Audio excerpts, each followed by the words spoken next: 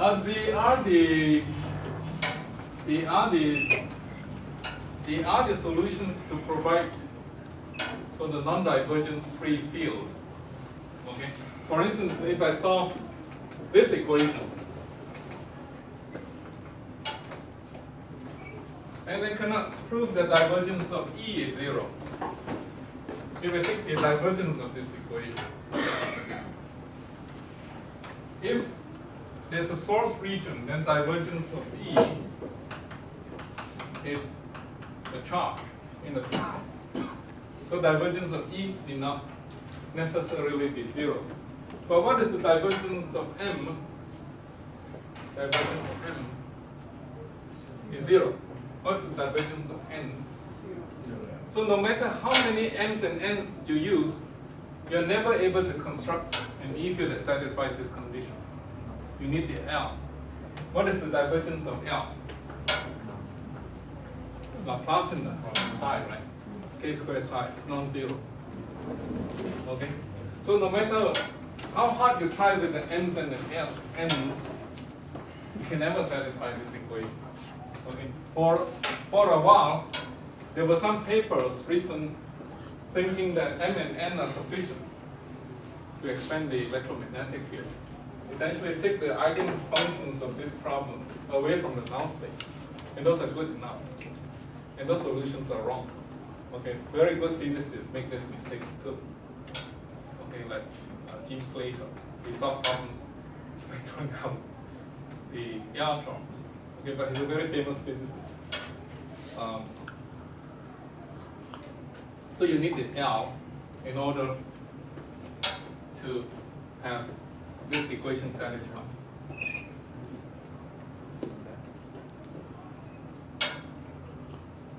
So there was another question. Yeah. Yes. So why did you introduce M and N? Are they the same? M's and N's are not the same. M is transversed to Z. N is not. N is not transversed to Z. You can think of if N is close to the magnetic field, N will be close to the electric field because of this relationship. Okay. If one of them looks like the electric field, the other one looks like the magnetic field. Okay. Another way to think about it is that if you have a TE mode in the system, okay, if this represents the TE modes of the system, this represents the TM modes of the system. Okay? No. Did I say it right? Yeah. I sort of say it right, but it might not be easy to comprehend that statement. Is one of the transverse mode, one of the longitudinal mode? This will have longitudinal field component. Okay? Say, maybe it's easier to illustrate with a waveguide. In waveguide, I have two kinds of E field, right? If I have a guided mode, I have ETE. I also have ETM. Okay, but I know that ETE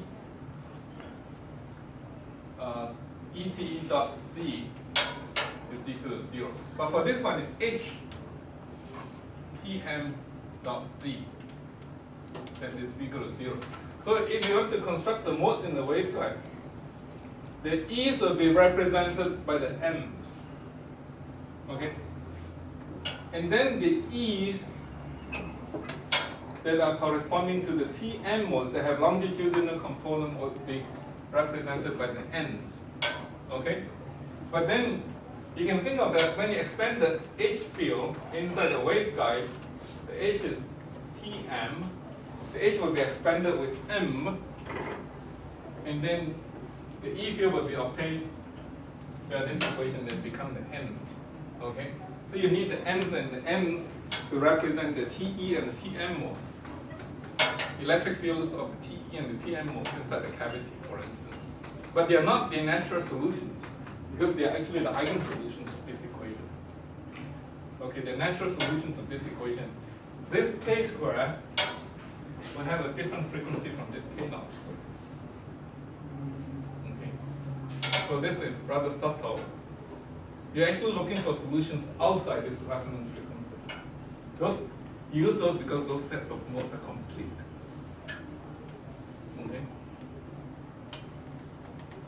Are there any other questions regarding this?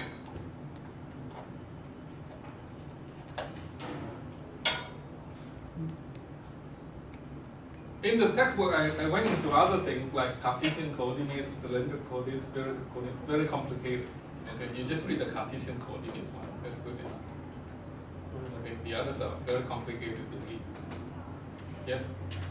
So like when we have a del, we have curl of curl. This is like a second order equation, so we are guaranteed we only need two independent solutions. Is this true for partial different? No, these are eigenvalue problems, you see. I think what you're thinking about is not an eigenvalue problem. A second order ODE, how many solutions are there? You always have two independent solutions per ODE, right? Yeah. But those were not eigenvalue problems that we're talking about. Okay. So this is an eigenvalue problem. So there are infinitely many solutions. There are infinitely many solutions for different eigenvalues.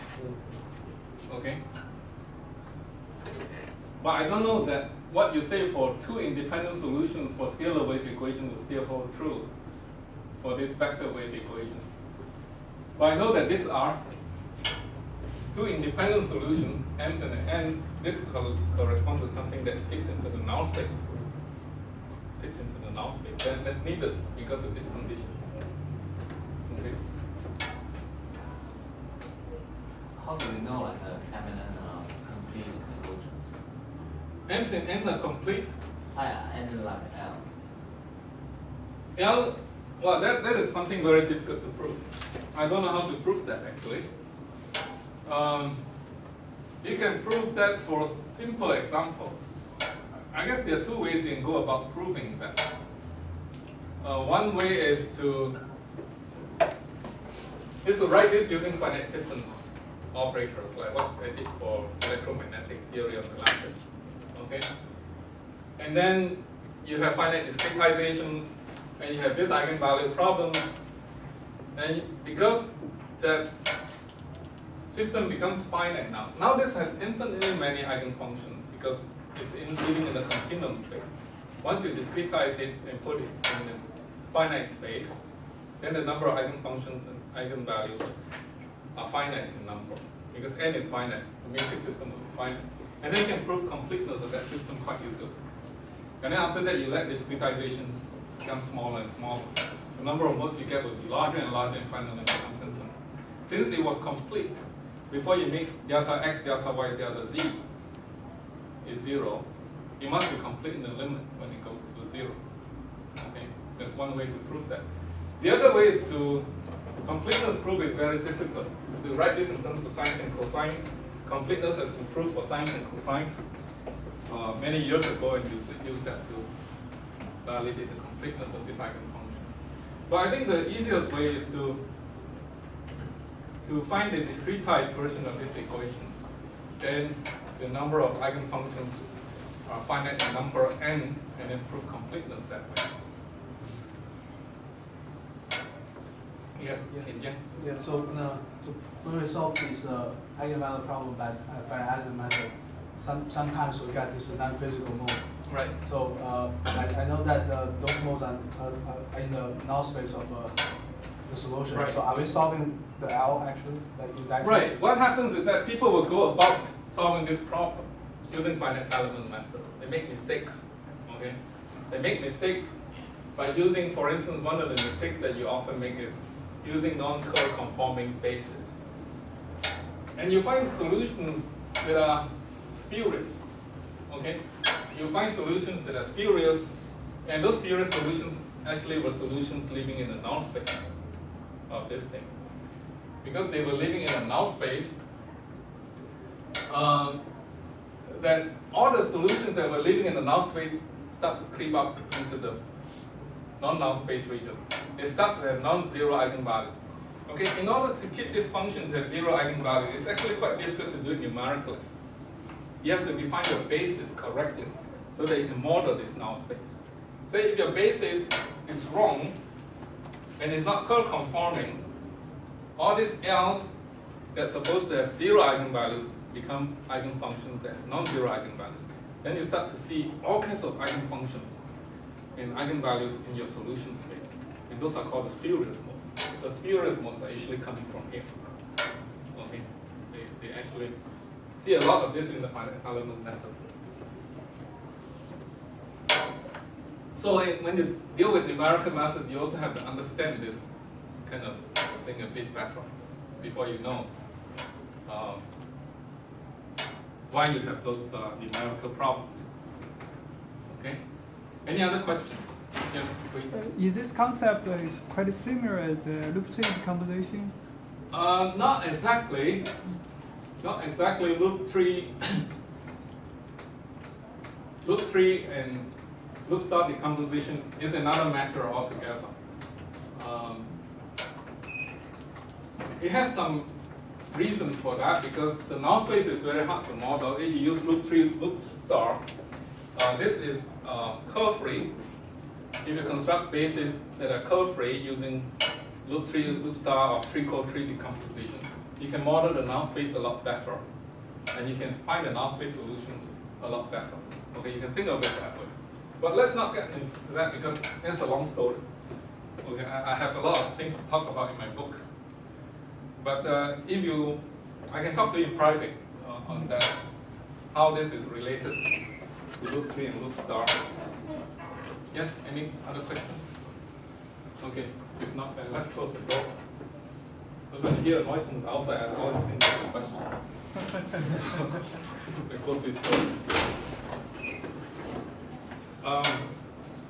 So let's see what we have. So let's do a very simple case. Cartesian coordinate.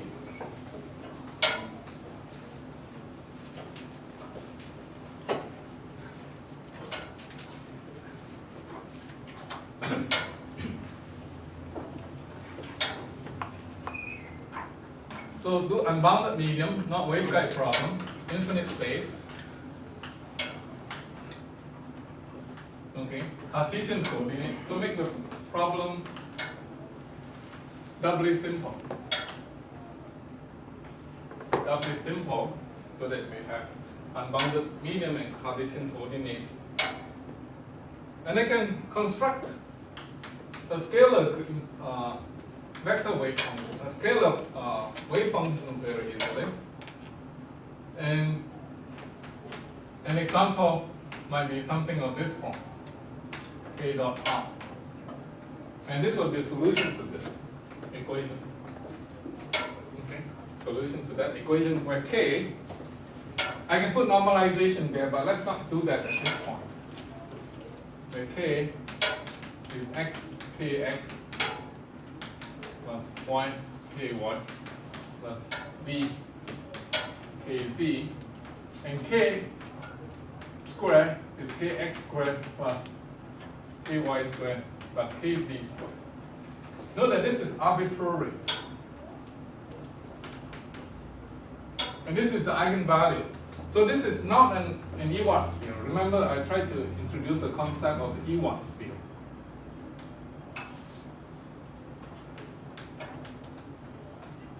Not on Ewart sphere, okay? And physicists sometimes define this as energy shell.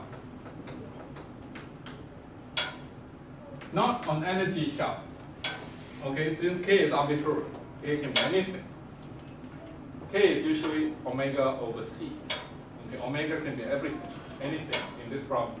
It's free to run anywhere. It's not fixed. Okay. So if I take this to be my psi, then I can construct my m, taking my z to be this function over here. A vector wave function that's dependent on k is curl of z e to the I k dot r. Since these are plane waves, then this will be I k cross z e to the I k dot r, right? So this is my m function, very simple. Okay.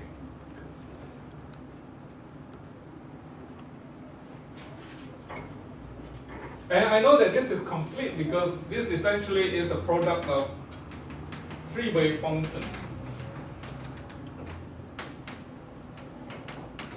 this is complete in the x direction, this is complete in the y direction, this is complete in the z direction due to Fourier theory, from Fourier theorem. So this must be a complete scalar wave function because it's a product of these three. These are all complete functions from what we have learned in our undergraduate course in signal processing, Fourier transform. So this must be complete, and hence I construct a complete set of M, and then I can construct my N just by taking the curve, okay? And that this will just give me 1 over k cross z e to the I k dot r. I can simplify this a little bit. This is same as k dot z minus k squared. Is it right? Yeah, k squared. K squared. Yes? Negative where? I. Let me see what happened. I don't have a negative here, so something must be wrong. Okay, you're quite correct. It should be a negative. Yeah. Look at double I coming out.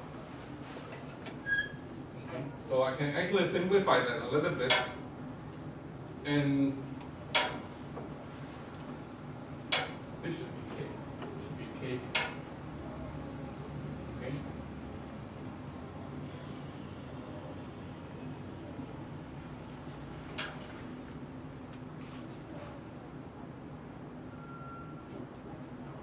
Actually, I can make a trick too. I say that since this is a z hat, it doesn't matter whether I call this k or ks.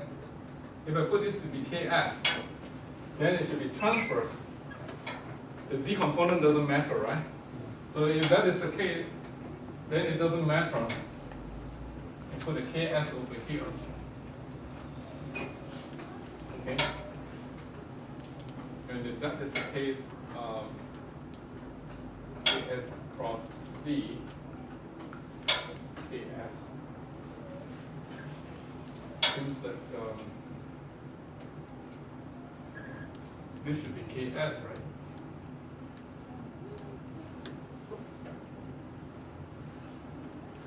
This should be ks squared, and that is the case. And does this simplify things?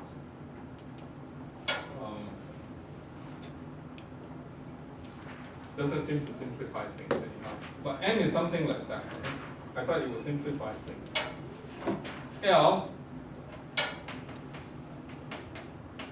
is equal to the gradient of e to the I k dot r. Okay, would be ik e to the I k dot r. Okay, so Mn and L will form the complete set. And you can show that they are orthogonal to each other just using Fourier theorem. You can show this quite easily. They are orthogonal and complete. You can easily show this, that the psi of k r psi of minus k prime r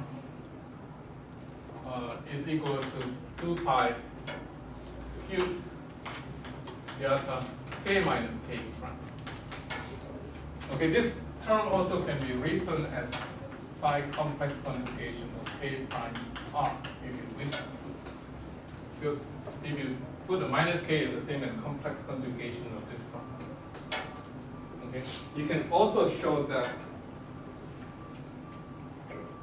if you do the m and multiply them together,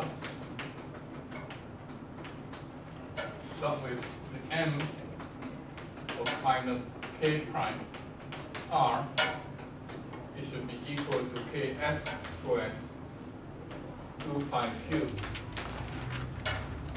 delta k minus k prime. Okay, you can show that the r n k r dot of n k prime of r is equal to ks squared 2 pi cube delta k minus k prime. Okay, and sometimes this is replaced with just a complex conjugation, because if you were to replace k with minus k, it's the same as complex conjugation. So sometimes this can return as just that. And this can also be sometimes written as n complex conjugation k prime of r. Okay? And then the L also have this property that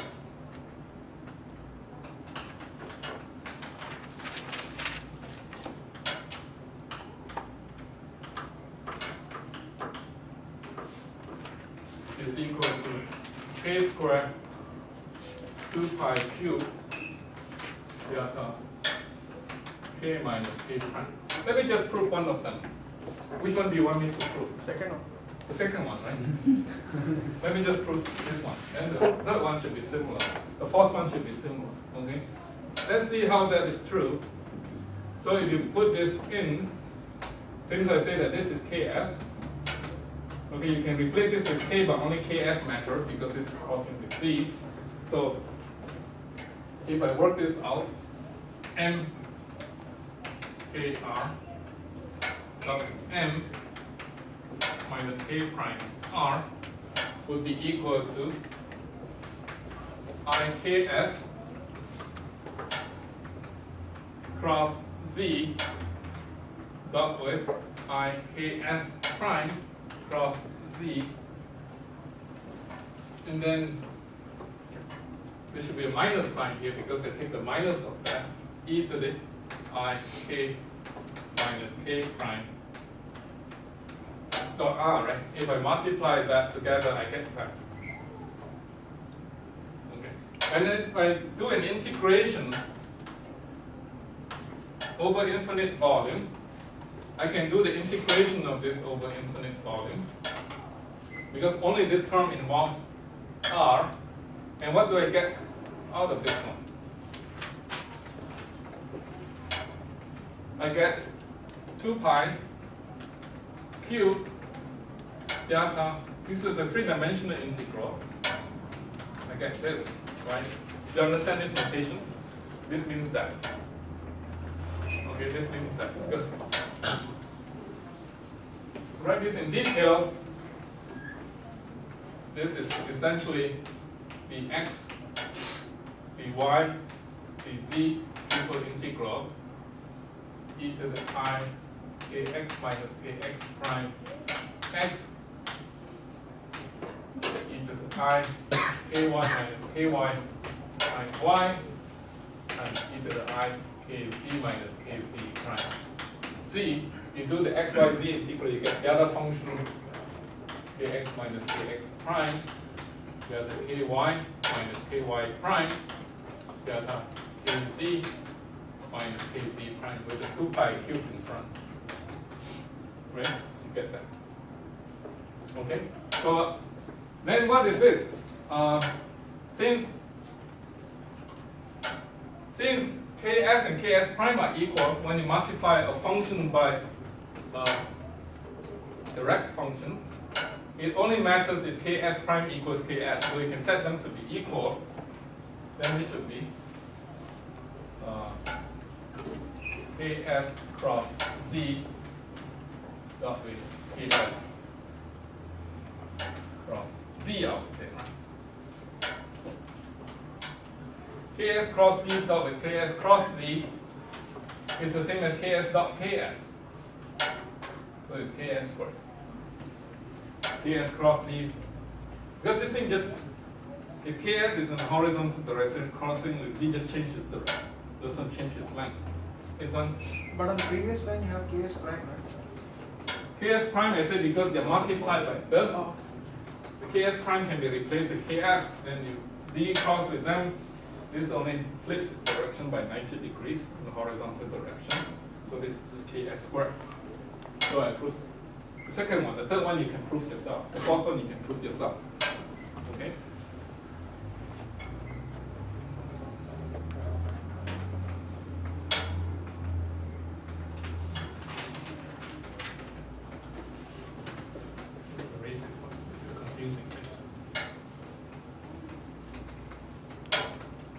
So any questions so far?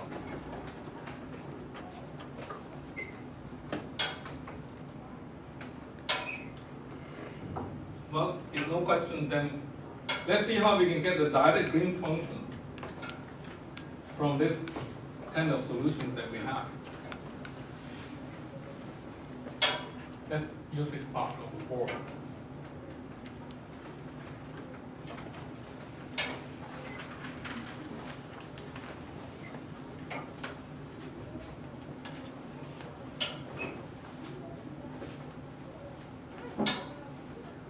Let me repeat the fact that the direct Green's function is the solution to this equation.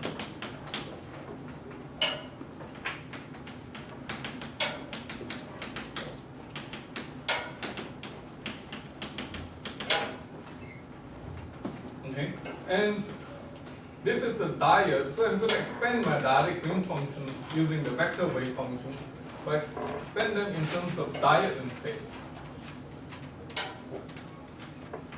Okay, so this means a triple integral over here. I do the inverse Fourier transform kind of representation. Represent them over all possible m's and n's, and then I use my m as one of my basis functions, and then it would have to be multiplied by an a of k, which I do not know yet. Okay, it's very likely that this a of k is also a function of r prime, because I multiply this together to get that. And this is a diode, so this is just the outer product. This is not the dot product, this is the outer product. And then the second vector wave function I should use is this one.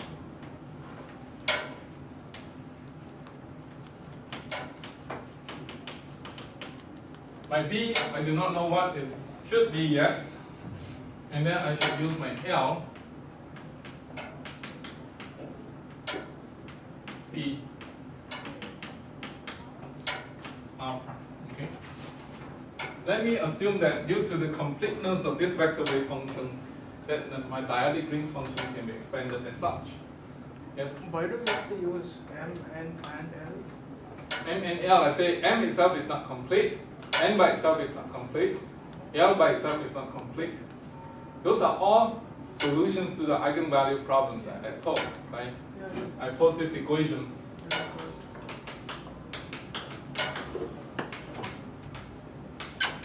This is an eigenvalue problem with eigenfunctions.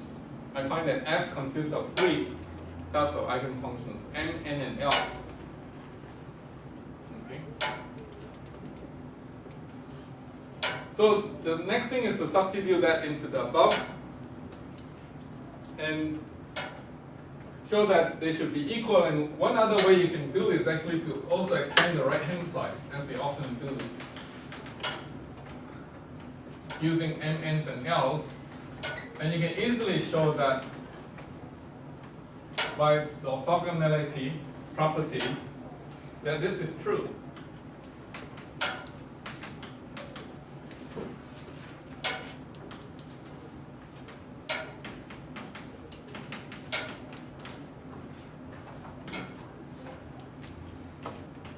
If I make use of the orthogonality property of the M, N, and L function, you can easily show that this is true.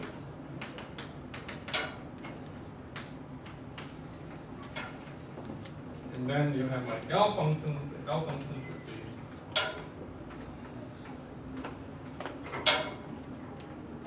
plus L K R L minus K R prime over K squared. Okay, this has to be true. And you can let these coefficients be unknown just like I have for the dyadic Green's function, and then using this orthogonality property, prove that those coefficients are in fact true. I also want to mention one more thing that I did not mention. These are orthogonal within themselves. They are also mutually orthogonal. They are also mutually orthogonal. Okay, the M's and N's are orthogonal to each other.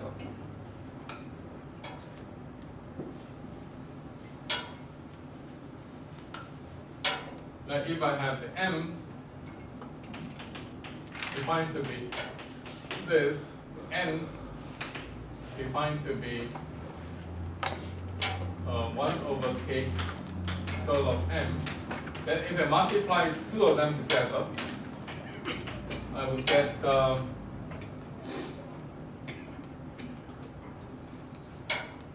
1 over k curl of m dot with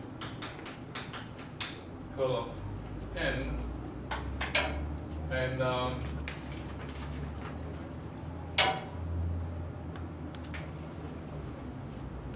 this would be the same as 1 over k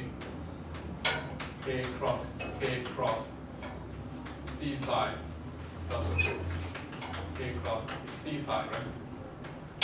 And this is 0. This should be a minus sign over here. They should be orthogonal to each other.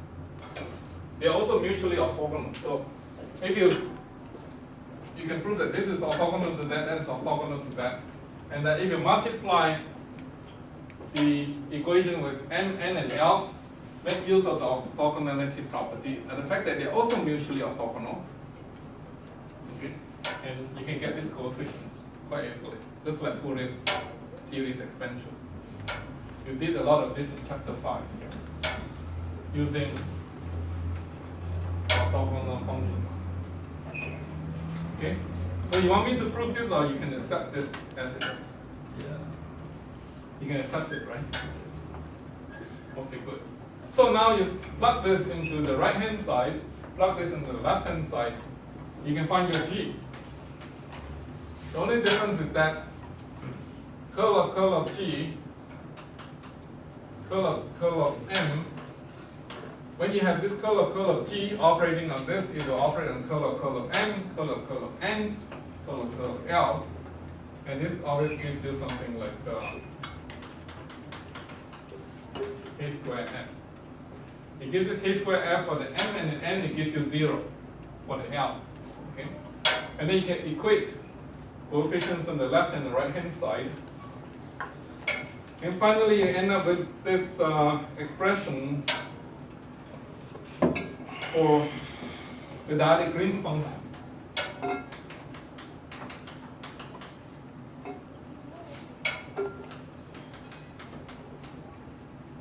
And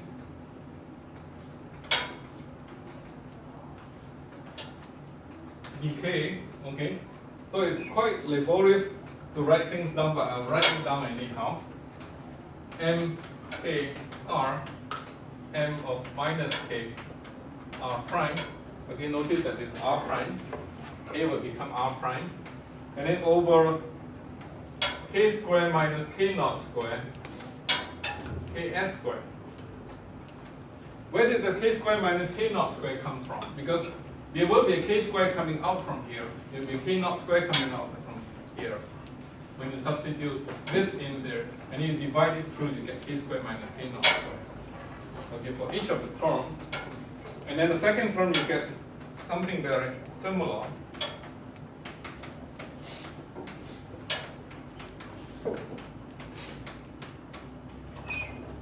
K square minus K naught square, Ks square for the second term. Okay. For the L term, what happened to curl code?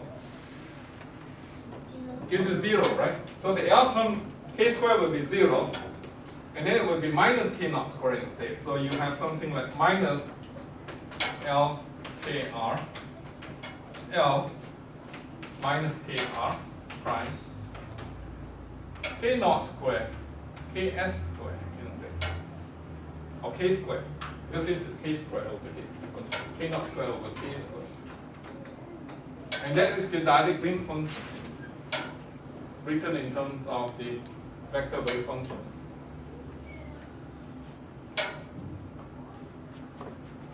Okay? Written in terms of the vector wave function. Any questions regarding this?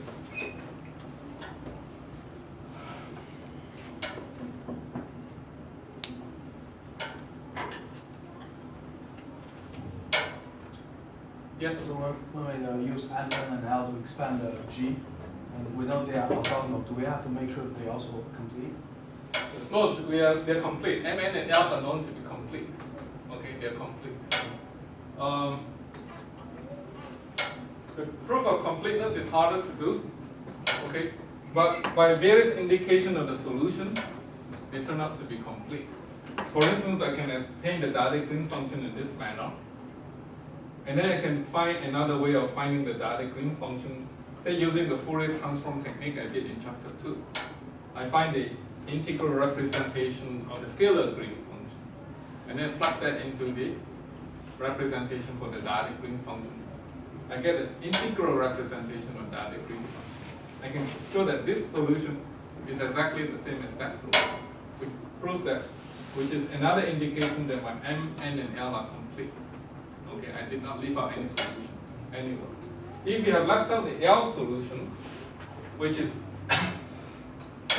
one time people tend to do, okay, they left out the L, and then they get an incomplete solution, a wrong solution. You'll find that the two solutions don't agree.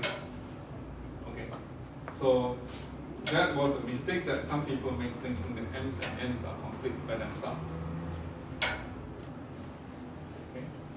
Any other questions? Well, what happens if you have used normalized